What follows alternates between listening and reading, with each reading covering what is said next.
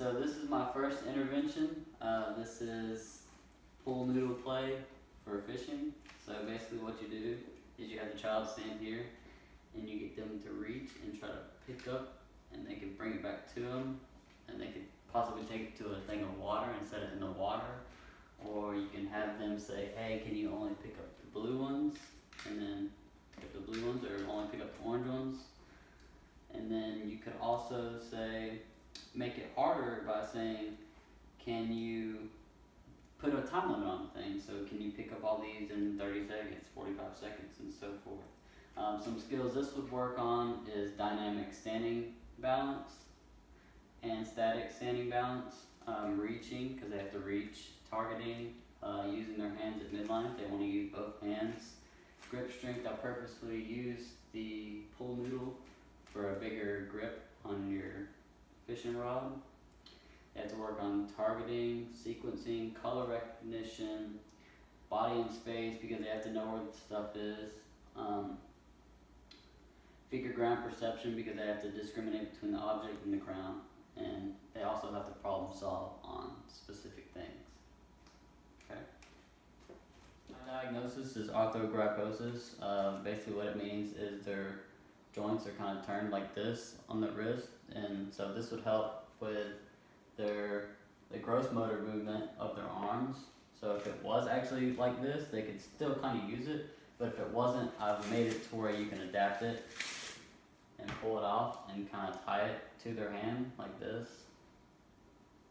and then they would have to still be like this, and then they could still kind of like lean over and get it like that, just in case they don't have the grip strength for the pool noodle. Okay, so I kind of took influence from the TVPS, test of visual perceptual skills. This one is basically, I made it out of ping pong balls, and you have to use, the child has to follow the template here and actually go in and look and see where it is. They can use pad to pad, they can use 3-jaw chuck or tip to tip if they even wanted to in some cases. But basically they would just follow this template and put the ping pong balls in here. And you can also, here's some of my other stuff. What you could do is you can cross use the kit like with the Play-Doh, and you can actually just use, say, hey, what color is this? You can put the red Play-Doh, or hey, on this side, you can split it up and put it like that with the red and the white.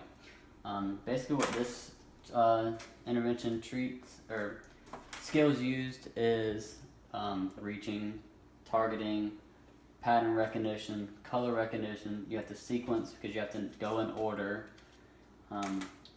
Figure ground perception, and yeah, of course eye-hand coordination as well, because you have to use your eyes and your hands to guide to get into the hole. So you can also use this as, you can have them cross midline when they put it in. You can use both hands at midline using this. Some ways you can grade it up and down. Some ways you can make it harder is you can say, hey, look at the four shapes right here, for just show them that like for 5 or 10 seconds, and then they have to do that. Or the ways you can make it easier is you can just kind of, instead of doing all 12, you can just do 4 or 6 or however many, or 2 in that case as well. And that's it for that one. Okay, so for my next one, what it is they have Play-Doh, and then they have these wood dowels. But first, before I even get to this one, I just kind of wanted to show you how it works. I would actually have them take out the Play-Doh themselves and make balls out of it with themselves. And they can use this Play-Doh for not only just this, but other things in my kit. Play-Doh is a really good thing for pre-scissor, pre-cutting activities. And so on to this one, I would have them use their hands, make it into a giant ball, and then I would have them place the wood dowels in here. And what they would have to do now is, I have a bunch of beads back here. I have red and white colored beads color coded to the Play-Doh. And what they'd have to do is they'd have to reach, use pad to pad or tip to tip, and they'd have to put it on the designated color, and just like that. And I have plenty of these back here in the bag. So what this kind of works on is they have to reach, they have to target, they have to come back, they have to reach and target again. They have purposeful grasp and release, which is good for kids to know. Some things else, they have to know pattern recognition, they have to know color recognition.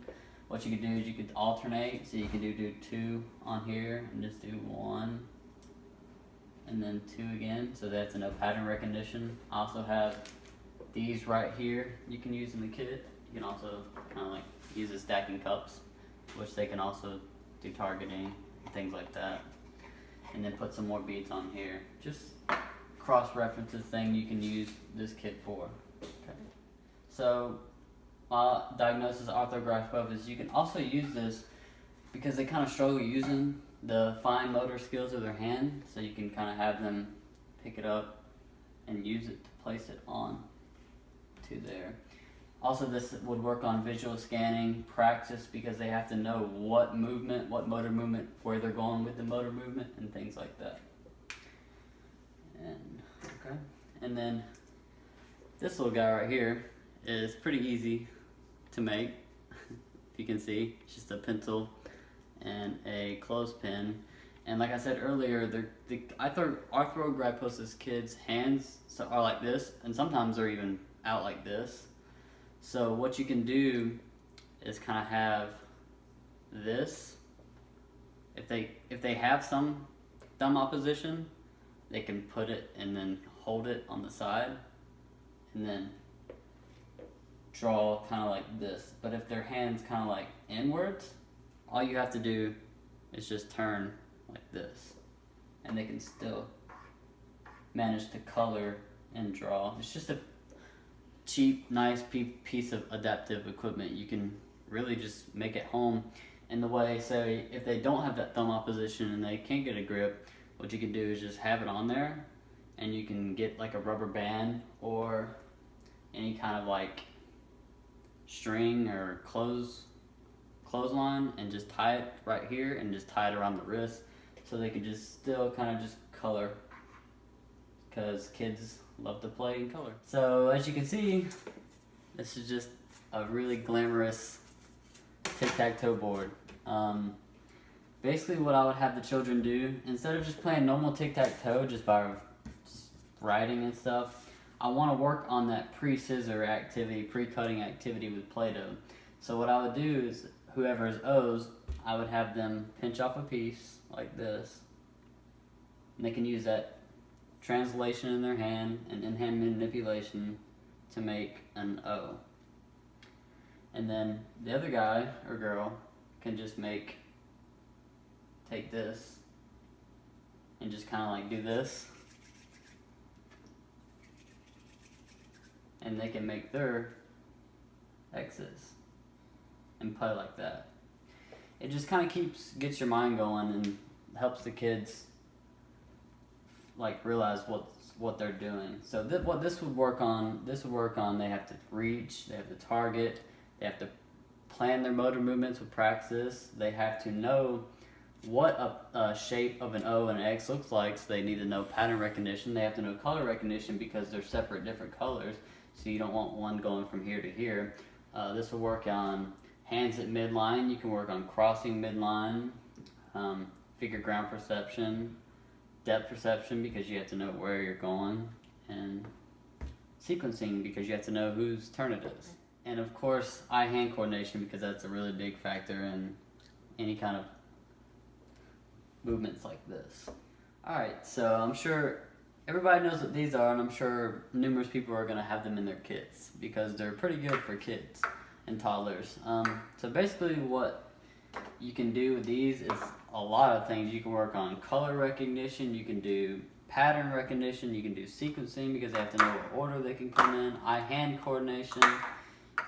Even if they outgrow these, you can use these as tracing, or you can use these as bins for like Play-Doh. Like you can use my kit for numerous things. You can put Play-Doh in here, you can take the beads and put them in there. You can use the pipe cleaners with these. You can even take the eggs out and put the eggs in there if you wanted to. So, some other things to work on, like I said, pattern recognition.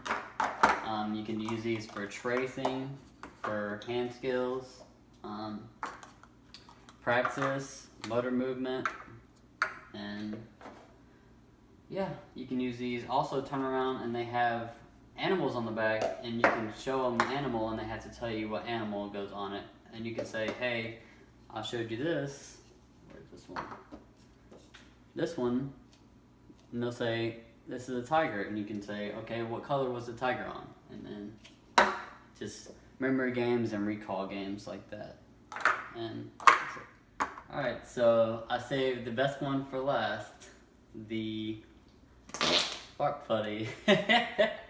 Okay, so what this works on is a lot of things. You can use it like the Play-Doh for strengthening, hand strengthening. Like from my ocular graphiosis diagnosis, they don't really have a lot of hand strength. So this is a bit, the Play-Doh is a bit more stronger than this is. This is very, very loose. Like, so you can see how much more loose it is.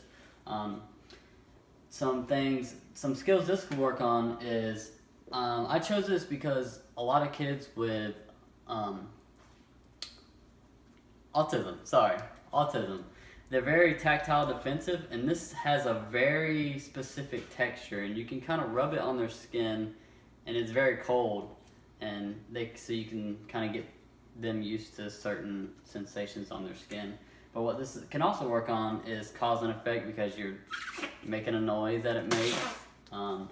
Hand strengthening, praxis, purposeful movement. It's because they have to know where they're going and things like that. And yeah, color recognition, because they have to tell you what color it is. You can actually take this out and use it with Play-Doh instead, or you can use it with the beads or the balls. So, and use it almost as another stacking cup.